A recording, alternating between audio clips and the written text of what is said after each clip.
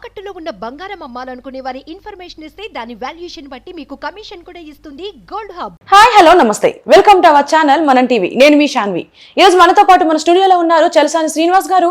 మరి ఆయనతో మాట్లాడి ప్రస్తుత రాజకీయాల గురించి తెలుసుకుందాం. హాయ్ సార్, నమస్తే. నమస్కారం, అందరూ నమస్కారం. ఎలా ఉన్నారు సార్?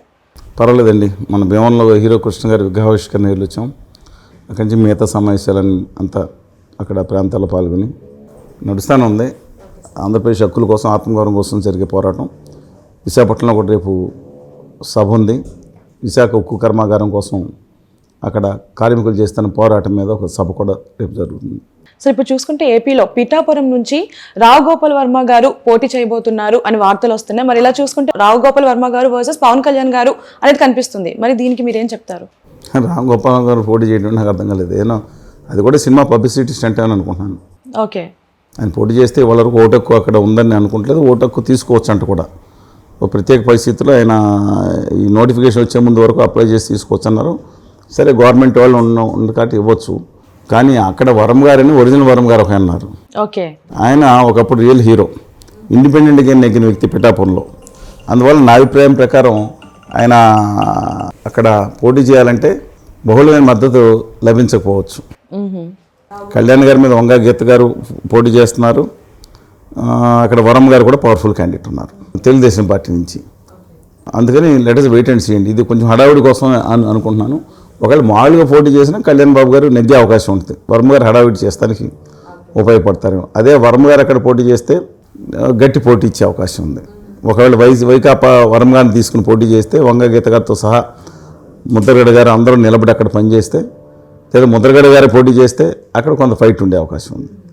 కానీ తప్పనిసరిగా నేను అనుకుంటా ఉన్నాను కళ్యాణ్ బాబు గారిని ఎక్కడానికి చాలా ఛాన్సెస్ ఉన్నాయి. ఓకే, అది కూడా మంచి మెజార్టీ. అంతేగాని వార్తలు నిజం లేదంటారా రావు గోపాల్ వర్మ గారు పోటీ చేయబోతున్నారు? ఆయన ఇష్టం. ఆయన చెప్పినప్పుడు మనం నమ్మాలి, ఇఫ్ ఇట్ ఇస్ సో నమ్మాలి. కానీ అది అడావిడి కోసమే అనుకుంటా ఉన్నాను. సీరియస్ పోటీ ఇవ్వడానికి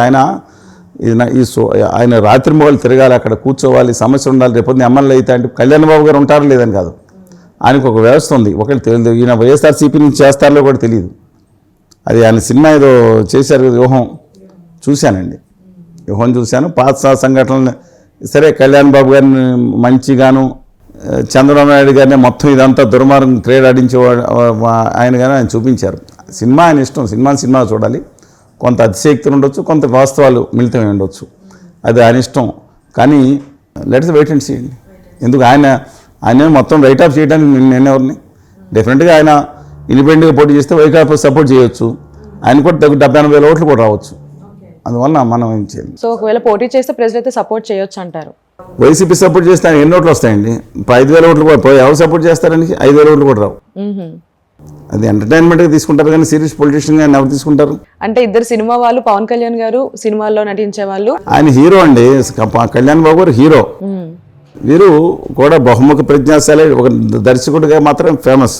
ఒక గొప్ప సినిమా ఆయన తక్కువ కాదు. ఎక్కడి నుంచి గడగడలాడించాడు, ఎక్కడికి వెళ్ళి బొంబాయికి వెళ్ళి. తర్వాత ఈ మధ్యన ఎలాంటి సినిమాలు తీస్తున్నారో మీకు తెలుసు. అందువలన సరే, ఆయన మీద ఎందుకు నేను నెగిటివ్గా కామెంట్ చేయడం, కానీ ఆయన వ్యవహార శైలి నాకు నచ్చపోవచ్చు, దట్ ఇస్ డిఫరెంట్ ఇష్యూ. కానీ అక్కడ సీరియస్ పోటీ అనేది మాత్రం ఆయన ఉంటే మాత్రం కామెడీగా ఉంటుంది అంటారు. ఓకే, మరి ఇప్పుడు ఈ పొత్తులో చూసుకున్నట్టయితే టీడీపీ, జనసేన, బీజేపీ ఈ పొత్తు ఎంతవరకు వెళ్తుంది అంటారు? ప్రస్తుత పరిస్థితి ఇంతకుముందు చాలాసార్లు చెప్పిన, నేను 10 సార్లు చెప్పండి. పొత్తు ఈ పరిస్థితి యాజ్ ఆన్ డేట్ మార్చి 10వ తారీఖు వరకు మీరు లెక్కలు వేసుకుంటే కనుక డిఫరెంట్ సర్వీస్ వచ్చింది, సీ వాటర్ సర్వీస్ వచ్చింది. అవి కూడా నేను పక్కన పెట్టండి. మిగతా సర్వీస్ తీసుకున్న 105 స్థానాలు తక్కువ కాకుండా జనసేన, తెలుగుదేశం కూటమి, దాంతోపాటు నెత్తి మీద బడ్ని ఎత్తుకున్నారు. ఆంధ్రప్రదేశ్కి నమ్మద్రోహం నయవించిన, దారుణం చేసిన ఉత్తర భారతీయ జనతా పార్టీ నెత్తి మీద ఎత్తుకుని మోస్తున్నారు. వాళ్ళ కోసం కాళ్ళు పట్టుకున్నారు. 2 కాళ్ళు పట్టుకుని 10 నిమిషాలు తిట్లు తిని, చేవాట్లు తిని, ఎన్ని బాధలు పడి కాళ్ళు పట్టుకుని ఎందుకు చేశారు నాకు తెలియదు. కానీ వాళ్ళు బడ్డీని ఎత్తుకుని వెళ్ళాక 125 స్థానాలు వచ్చాయి. ఆ బడ్డీని ఇంకా పెరిగితే 100 స్థానాల లోపు వస్తాయి. అందువల్ల బట్ నేను నా అభిప్రాయం ప్రకారం ఇప్పటికి కూడా వాళ్ళకే ఎడ్జ్ ఉందని నా అభిప్రాయం. ఎలక్షన్స్ డిక్లేర్ ఇవాళ మాత్రం జగన్మోహన్ రెడ్డి గారి గ్రాఫ్ 50, 60, 70, 75, 80 స్థానాలు అలా పెరుగుతూ కనపడుతుందండి డిఫరెంట్ సర్వీస్లో. నేను అనేది వాళ్ళు పెయిడ్ సర్వీస్, వీళ్ళ సర్వీస్ కాదు, నాకు తెలిసిన సమాచారం ప్రకారం. కానీ ఎలక్షన్ డిక్లేర్ అయిన తర్వాత అంగన్వాడీ వర్కర్స్ కానీ, ఎంప్లాయీస్ కానీ, టీచర్స్ కానీ వాళ్ళ వరకు మౌనంగా ఉన్న వాళ్ళు చాలా గట్టిగా మాట్లాడతారు. వాళ్ళ ఊళ్ళల్లో ప్రతి అంగన్వాడీ వర్కర్ కూడా 20 కుటుంబాలని చూసుకుంటూ ఉంటారు వాళ్ళకి డిస్మిస్సల్ ఆర్డర్ దాకా బెదిరించి తీసుకొచ్చారు. సంయమనంతో మొత్తం రాసిచ్చి 18,000 కాదు 1,000 రూపాయలన్నా ముందర ప్రకటించండి అని చెప్పి మేము మాట్లాడాం.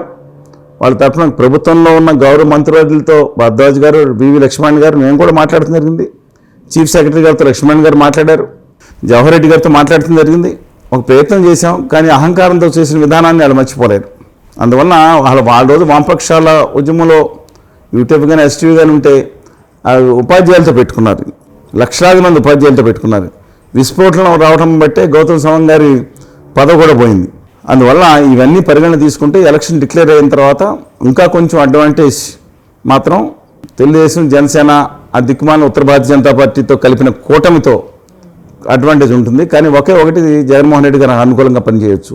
ఓకే, అది ఆయన మేనిఫెస్టోలో ఒకవేళ పవర్ బిల్ ఏదైతే షాక్ కొడుతుందో పవర్ బిల్ మీద ఆయన హామీ కానీ, రుణమాఫీ కానీ, ఇంకోటి ఈ పెన్షన్ కానీ దీని మీద నిర్దిష్టంగా తీసుకుంటే కనుక ఆయనకు విశ్వసనీయత ఉందండి. ఎవరు ఏమన్నా అనుకున్నా ఆయన కక్షాదింపు రాజకీయాలతో ఆంధ్రప్రదేశ్ని వేరే వైపు తీసుకెళ్ళిన దాని మీద తీవ్రమైన అబ్జెక్షన్స్ నాకు నాలాంటి వాళ్ళకు ఉన్నాయి. ఖచ్చితంగా వ్యతిరేకిస్తాం. ఉత్తర భారతీయ జనతా పార్టీ దగ్గర ఆంధ్రప్రదేశ్ రాష్ట్రానికి కావాల్సిన హక్కుల్ని, ప్రత్యేక హోదాని మెడలు వంచేశారు. అక్కడికి వెళ్ళి మెడలు వంచుతానని చెప్పి అనేది డెఫినెట్ మా అబ్జెక్షన్. నేను ఇప్పుడు వెనక్కి వెళ్ళడం దాని మీద ఫైట్ చేస్తున్నాను. కానీ ఆయనకి డెఫినెట్గా ప్రజల్లో ఒక మాట ఇస్తే, ఆ సిపిఎస్ లాంటి 2-3 విషయాలు మాట తప్పండొచ్చు, కానీ మిగతా హామీలు ఏదైతే ఉన్నాయో మాట ఇస్తే నిలబెట్టుకుంటారనే ఒక ప్రజల విశ్వాసం ఉంది. చంద్రబాబు నాయుడు గారి మీద ఒక పాజిటివ్గా కొంచెం విజన్లో చూసే నేత ఎలాంటి పాజిటివ్ ఒపీనియన్ ఉందో ఈయన మీద సంక్షేమ పథకాలకు పాజిటివ్నెస్ ఉంది, బికాజ్ ఆఫ్ హిస్ ఫాదర్ కానీ ఇది కానీ.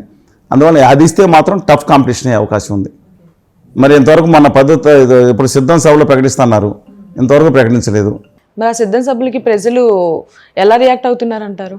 బాగానే రియాక్ట్ అవుతున్నారండి. అంటే కొంత వీళ్ళు వేసుకుంటారు సభలో లేరని, వాళ్ళు వచ్చారు, ఇవన్నీ ట్రోలింగ్లన్నీ పక్కన పెడితే నేను అనుకుంటా ఉన్నాను, చిరంజీవి గారు అమోఘంగా నిర్వహించిన సభ 2008లో నిర్వహించారు ప్రజారాజ్యం స్థాపన సమయంలో తిరుపతిలో. నాకు తెలిసిన వరకు రాయలసీమలో ఈ మధ్యకాలంలో కొన్ని దశాబ్దాల్లో అది అతిపెద్ద సభ అండి. ఆ తర్వాత పెద్ద సభ రాప్తాడులో జరిగింది. ఓకే, అవును. తర్వాత ఇదేదో మన ఇక్కడ మేదరమెట్ల ప్రకాశం జిల్లాలో పెద్ద సభ అనుకున్న అంత సక్సెస్ వచ్చారు. నేను ఎంత ఫిగర్స్ నుంచి ఎంతమంది వచ్చారు ఏంటనేది చెప్పను, కానీ అంత కాకపోయినా సక్సెస్ అయింది. అపార్ట్ ఫ్రమ్ దట్ కొంచెం ఆ వ్యవహార శైలి కానీ, ఎందుకంటే అవతల ప్రతిపక్ష పార్టీలు ఎప్పుడు జగన్ గారిని తిడతాం మీద కాన్సన్ట్రేషన్, వీళ్ళు కూడా ఆయన కళ్యాణ్ గారిని దత్తపుత్రుడని, కానీ ప్రభుత్వంలో ఉన్న వాళ్ళు డెలివరీ ద గూడ్స్ ఆల్సో అని అంటాం. అందుకని వీళ్ళు ఏంటి 24 గంటలు తిప్పి అతను దింపడం తప్పితే ఇంకో కార్యక్రమం లేదన్నట్టు వ్యక్తిగత దోషణలకు వెళ్ళిపోవడం మంచిది కాదండి. అవతరాలు చేస్తున్నారు, ప్రజలు గమనిస్తున్నారు. మిగతా కొంతమంది మాజీ మంత్రులు మాట్లాడేది, వీళ్ళు కూడా అదే సిస్టమ్ తీసుకుని వాళ్ళు క్యాండిడేట్లు మార్చుకుంటున్నారు. వీళ్ళకి ఎందుకంటే క్యాండిడేట్లు మార్చుకున్నారో లేదో, మెయిన్ సమస్య ప్రజల సమస్యలు, ప్రత్యేక విభజన హామీలు రాలేదు, ఉద్యోగాలు రాలేదు, రైతులు కడగండ్లు ఉన్నాయి, విశాఖ ఉక్కును అమ్మేస్తే నీచ నికృష్ట కార్యక్రమాలకి కేంద్ర ప్రభుత్వం తెగబడుతున్న ఆరోపణలు ఉన్నప్పుడు అక్కడ కాపాడే ముఖ్య సమస్యల మీద మాట్లాడతాం అనేసి ఆయన్ని దింపేయటమే మాకు. ఆ దింపేస్తే ఏదైనా సార్లు ఇదే మనకి ఇంక రాష్ట్రంగా పని లేదా? వీళ్ళకేమో జగన్మోహన్ రెడ్డి గారు వాళ్ళ బ్యాచ్కేమో చంద్రబాబు గారు, పవన్ కళ్యాణ్ గారు రాకూడదు, ఇంకేం కార్యక్రమం లేదా? ప్రజల సమస్యలు కాకుండా తిట్టుకోవడానికి వీటికి పరిమితం అవుతుంది. స్వతంత్ర వ్యక్తిత్వం ఉన్న వాళ్ళు డెఫినెట్గా ఇది ఆలోచిస్తారు. ఏ పార్టీ అన్నా ఇవాళ భావోద్వేగాలు ఉండొచ్చు, సరిగ్గా 4 రోజుల తర్వాత 2 నెలల తర్వాత వీడియో చూడండి, వాళ్ళకి ఆంధ్రప్రదేశ్ రాష్ట్ర ప్రజల హక్కుల కోసం, ఆత్మగౌరవం కోసం ఎవరు నిలబడతారు వాళ్ళ వైపు వాళ్ళు ఉండాలి. మరి ఇప్పుడు ఎలక్షన్స్ చూసుకుంటే రకరకాల రూమర్స్ వినబడుతున్నాయి, అవి నిజమో అబద్ధమో కూడా తెలియట్లేదు. మరి ఎలక్షన్స్ కూడా దగ్గరలో ఉన్నాయి కాబట్టి ఎవరు గెలుస్తారు అనేది వేచి చూడాలి. Thank you so much sir. ధన్యవాదాలు.